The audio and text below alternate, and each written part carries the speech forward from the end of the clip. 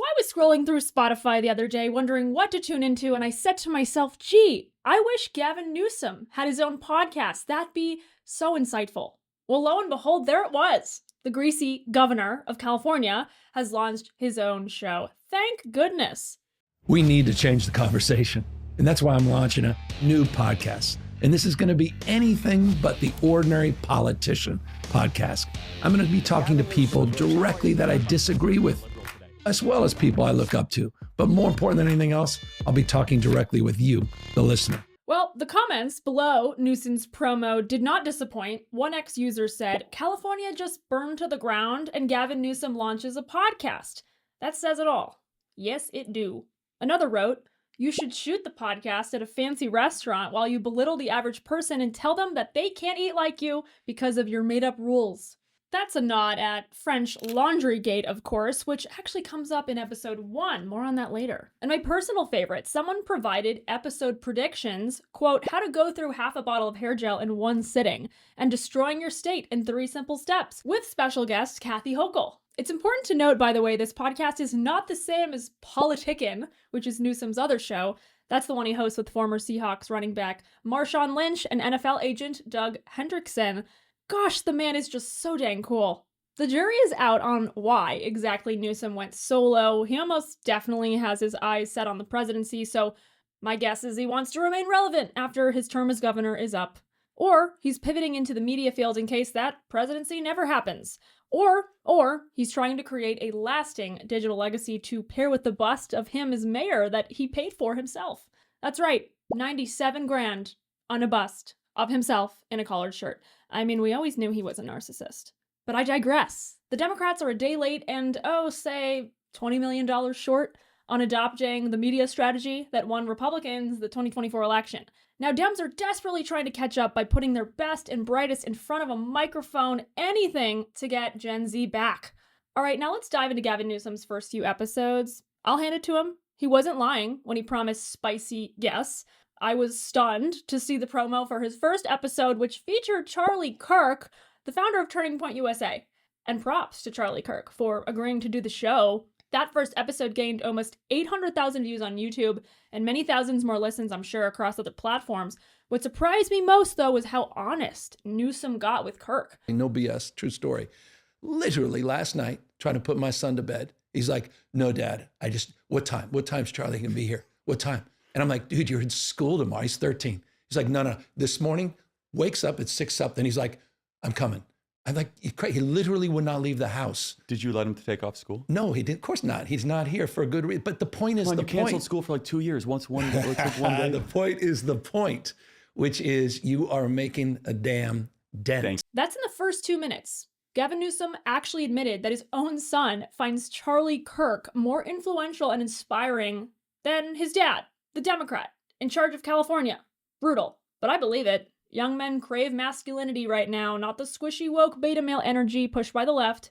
I just can't believe Newsom said the quiet part out loud. So the episode goes on, and Newsom lets Charlie Kirk make a very solid pitch for traditional values and conservatism to the members of Gen Z who didn't already switch sides. A Democrat strategist would say, oh, Charlie, you're weaponizing stuff. Not you, but like that's a typical thing. Right.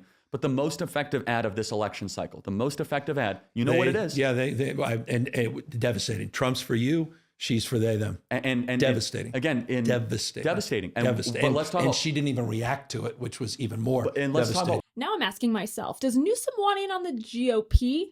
He's insulting the Kamala Harris campaign quite freely. Aren't they supposed to be on the same side? Is Charlie Kirk's advice too good? Anyway, here's the kicker that had all the conservatives buzzing. On the issue of sports, which in the last few years has just exploded. Years before I was governor, there was a law established the legal principles that allow trans athletes in women's sports. But the issue of fairness is completely legit. So I completely align with you.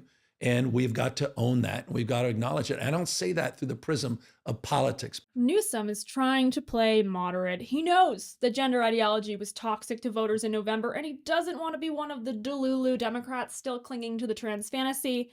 But not so fast. California law has allowed men in women's college and youth sports and in women's bathrooms since 2014. If Newsom thinks it's so unfair, why hasn't he done anything about it? In fact, the governor has signed many bills into law pushing trans ideology in California. He banned school districts from requiring staff to notify parents if their child wanted to switch pronouns or get hormones and anything else. Like, who is he kidding? And here's the part where they talked about the book bans. Sometimes, I mean, how about the book ban stuff? On a serious note, 4,240 books or titles, libraries and schools were banned in 2023. Is that not, as a conservative? Well, it depends. I mean, like, I think we can both agree pornography should not be taught to 9-year-olds. Fair point. Okay, Fair. so that's a book ban. All right. Well, there were some other books. Oh, no. Bill O'Reilly's that book was the banned. Moms for Liberty contention. Time out. Yeah. Like, I agree on Bill O'Reilly. The Moms for Liberty movement that you made a big thing of was just no porn to 10-year-olds. Yeah. We agree. So those books should be banned. Oh, and very satisfying, Charlie Kirk got Newsom to admit that he was wrong when he went to the French Laundry, a super bougie California restaurant, during COVID lockdowns. Was going back to You're talking about your whining and dining at French Laundry. Yes, I was talking about the importance of never. I can't help you with a reservation. I get such a kick out of this whole shtick. I got to be honest. Jesus, very nice. By the way, we couldn't have this conversation with that conversation. Dumbest bonehead move of my life. Okay, own it, move on, grow up. And I'm trying to. Is that you talking to yourself? That's me talking to myself. Okay. I'm just looking. I'm staring. I'm looking right at you in the eyes as I say that. At least he's self-aware.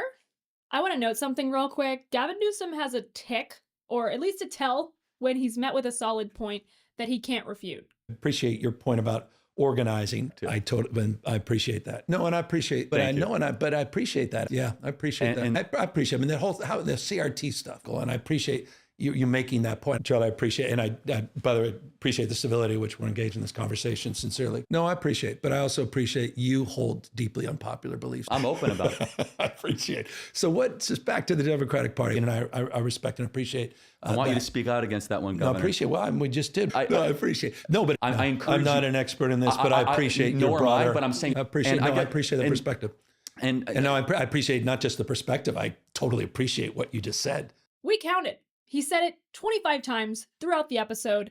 You know, when Newsom's in one of these future presidential debates, maybe 2028, we could turn this into a drinking game. No, don't do that. Don't do that. All right, so this was the first episode of This is Gavin Newsom, the slick and slender Joe Rogan wannabe. Welcome to then another wild card, Steve Bannon. I want to convert you to be a tariff guy also. This is part of the process to unwind you from being a globalist to make you a populist nationalist. It's a long journey. It's a long journey. It's a long journey, but I think you'll get there. This is part of the deprogramming, is it? I appreciate it. Regardless of whether you disagree or agree with Bannon or not, he made some pretty serious arguments for a very long time on this podcast, and one has to ask why Newsom would want to platform this person. I don't know. Newsom also teased DeSantis and Ohio gubernatorial candidate Vivek Ramaswamy as the guests in later episodes. Only time will tell who else we'll see across from Newsom in his swanky new studio. And look, Newsom isn't the only Democrat who's running headfirst for a headset. Former First Lady Michelle Obama is giving the podcast space a shot with her new show, IMO, In My Opinion, or I'm Michelle Obama. Anyway, check out our latest video where we break down the arrival of toxic brothers, Andrew and Tristan Tate. Yes, I said toxic, to the United States. Click here.